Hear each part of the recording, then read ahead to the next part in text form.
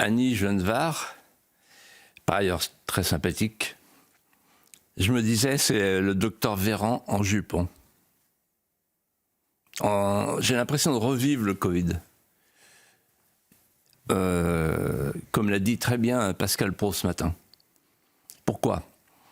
Parce que dès qu'il y avait un asymptomatique, comme disait le docteur Salomon, le docteur Croque-Mort, qui comptait les morts chaque soir, on enfermait tout le monde. Et on a enfermé tout le monde. Bon, au nom du principe de précaution. Alors là, je voudrais dire ceci, d'entrée. J'ai vu les images hier soir de l'Ariège. Et j'ai été choqué, bouleversé par ces images. Pourquoi ? Parce qu'il y a une différence de traitement entre, comme l'a dit Éric Ciotti d'ailleurs tout à l'heure dans un tweet, regardez comment ils font attention avec la DZ Mafia. Ils n'envoient pas la police comme ça, n'importe comment, hein, n'importe où. C'est trop dangereux. Regardez comment le préfet de police à l'époque, Nunez, le ministre de l'Intérieur actuel, avait conseillé aux commerçants de rester chez eux le 31 mai après la finale de la Ligue des Champions. Pourquoi ? Parce qu'il leur a dit qu'il faut faire attention au pillage. En d'autres termes, on disait aux gens, aux braves gens, restez chez vous, parce qu'on avait décidé de laisser la rue, en l'occurrence la capitale, à tous les pilleurs, à toute la racaille qui venait se livrer à un pillage, je dirais, compensatoire sur le thème « on va se venger de tout ce qu'ils nous ont fait ». Et donc quand les banlieues se déplacent, là, on dit à la police, oh là là, attention, hein, vous restez loin à l'extérieur. Là, on a eu des hélicos avec des fumigènes et des blindés, vous vous rendez compte ? Les gendarmes, les paysans, il fut un temps où ils étaient dans la même tranchée. Hein. C'est les mêmes familles. Hein. Il y en a un qui est paysan, l'autre qui est gendarme. Et c'est terrible de voir deux France face à face qui sont de la même France. Je me souviens, près de chez moi, je ne sais plus où, il y avait eu une rave party, vous pouvez peut-être m'aider à me souvenir. Il y a eu une rave party, le ministre de l'Intérieur, à l'époque, l'année dernière, a mis 3 jours avant d'intervenir. C'était trop dangereux. Voilà. On avait tellement peur qu'il y ait un incident, qu'il y ait un mort. Voilà. Et donc, quand il y a des rodéos sauvages, on dit à la police, surtout, vous n'intervenez pas. Et là, on envoie des blindés qui renversent les voitures. Et tout ça, pourquoi ? Tout ça, pourquoi ? Pour faire accepter à un petit paysan avec ses 200 vaches, faire accepter qu'il se débarrasse de son cheptel, faire accepter qu'on euthanasie son trésor, le trésor d'une vie. Il faut rien connaître à la paysannerie, à l'agriculture, pour ne pas comprendre ce que représente l'abattage non ciblé d'un cheptel. C'est des générations et des générations d'une terre qui saigne à nouveau. Et ce que je voudrais dire, c'est la chose suivante.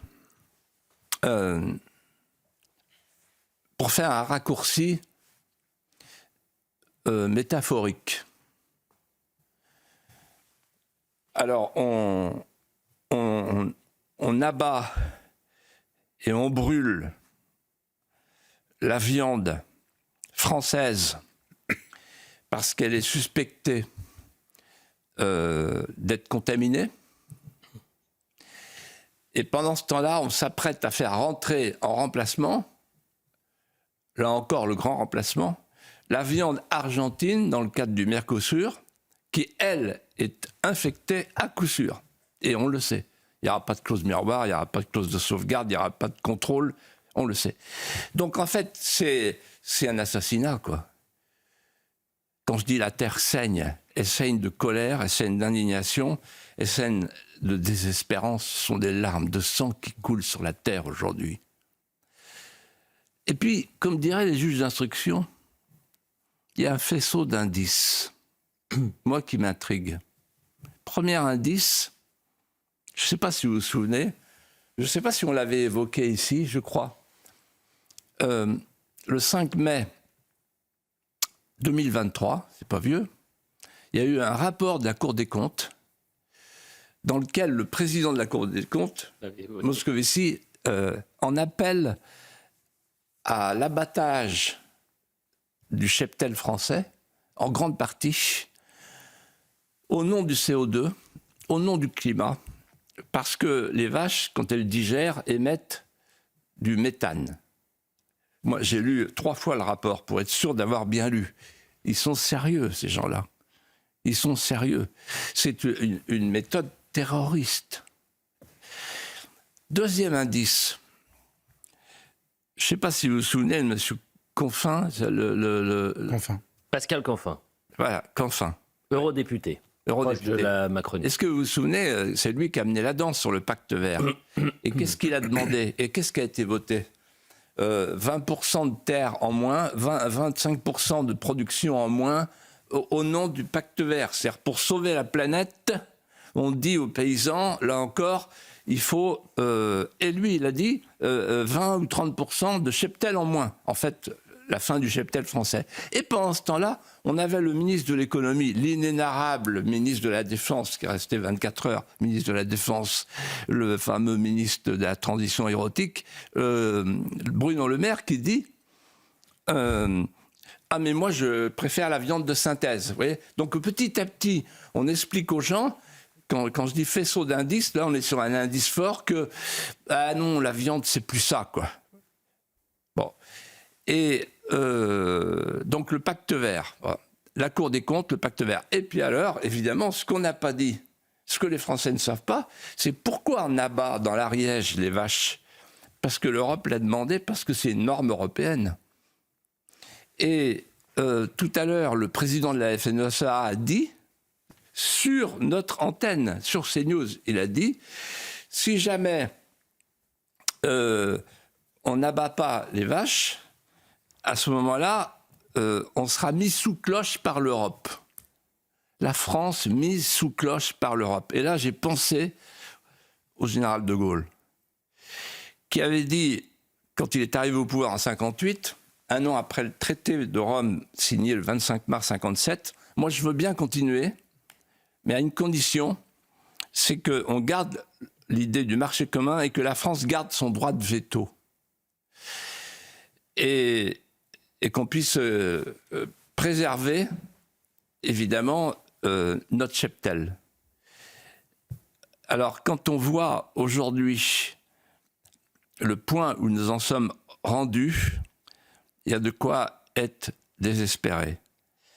Je vais vous dire quelque chose.